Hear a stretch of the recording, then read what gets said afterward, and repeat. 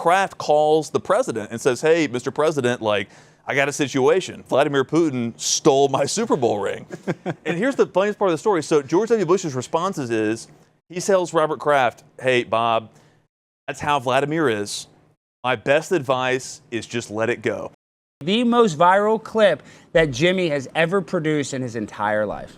We all had these key fobs that gave us 24/7 access to the Patriots facility there in Foxborough. And like during the offseason, Gronk would go out all night with his boys in Boston, stay up till 3, 4 in the morning, whatever it was, and have his crew drop him off at the Patriots facility. And he would like stagger into the Patriots locker room, key fob in, and go pass out on the training tables in the Patriots training room. So then like an hour or two later, when the trainers would come in to start their workday, they'd come in there and see Gronk just sprawled out on the training table, just fast asleep. They would go over there, they wouldn't wake him up, they would roll up one of his sleeves and stick an IV in his arm. Like after a couple of hours, he would just wake up like Frankenstein revived and go out there and just kick ass. Now, this is what bugs me. All the people that are saying this is fake, now every other... It was one guy. It was Edelman. Yeah, Edelman said it, but I'm and saying... Patrick Chung. Okay, and well, Patrick Chung. Let's calm down, Jimmy. I'm saying every new fad is that in Vegas, if you drive down the street, it's like, we'll come give you an IV for a hangover. You know what I'm saying? That's the new... So everybody... It's a new thing. Yeah, I'm saying everybody knows that an IV would help a hangover. And the story was like complimentary of Gronk. I was illustrating how freakishly strong and like great he was as a player. He could do that all night and then go out there and play. It wasn't happening during the season. It was the off season. I got that straight from the trainers who were in there with him. Like, those guys just don't know what they're talking about. And his nickname was, or his catchphrase was, yo soy fiesta. Of course. He loves to party, have a good time. Like, this was a pro-Gronk story. Yeah, I don't understand. I don't get it. Patrick Chung's like, oh, Gronk, he was an altar boy. He never did anything wrong. This made me laugh, though, because Alex has a rivalry with Barstool Sports, but it went so viral they had to cover it. They hate me. Yeah, so I had Jerry defending me, though. Like, there were some Barstool guys who were defending Jersey me. Jerry? Jersey yeah, Jerry. I love Jersey Jerry. He's hilarious. So he was on your side. Yeah, there were a lot of guys. Like the story, like, it rings true. Like, there's nothing untrue about it. I know, and I know Fox News covered it. Jimmy, what was other? Outkick covered it. Barstool covered it. I know. But the headlines made it seem like I was attacking Gronk, and I think they were defending him. They probably didn't read the article or see the clip. So. That's exactly right. They didn't watch it. Well, let's show the Julian Edelman tweet. Okay.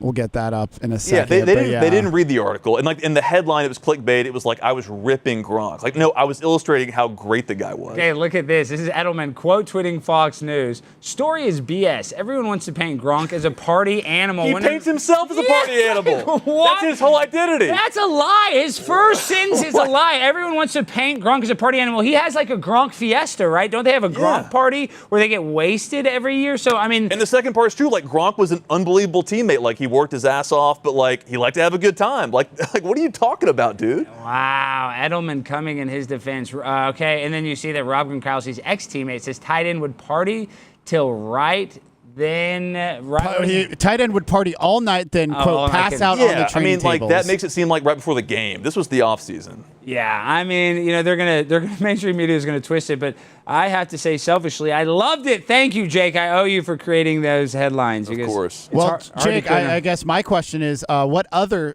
Patriots story can you tell to create viral headlines that will tell this story? I mean, we can tell first call. Tell the Russian story. So, guys, look at this Super Bowl ring. I know, Sam. Can you grab the Sam cam real quick? We're gonna have to do an instant. I know this is gonna be kind of hard.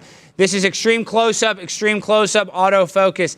This is an official Patriots Super Bowl ring. These diamonds are not in the middle of the mall, cubic zirconians. These are real diamonds, quality grade, tested, and I did test it, and they did pass. And yeah, so when I go broke, I can hawk that thing and still have some money. Yeah, if you can leave here with it. No, so tell the story. Little known story that Vladimir Putin, Vladimir Zelensky's best friend, has a ring similar to that. So tell us the story. He does. Okay, so after the Patriots' second Super Bowl, this is back in the Bush administration. Bush and Robert Kraft were good friends. I think he was a donor.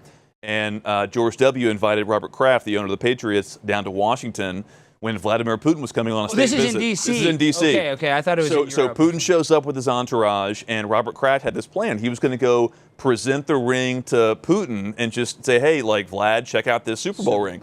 So he walks over there and presents it to him. Vlad just kind of looks at it and then walks away.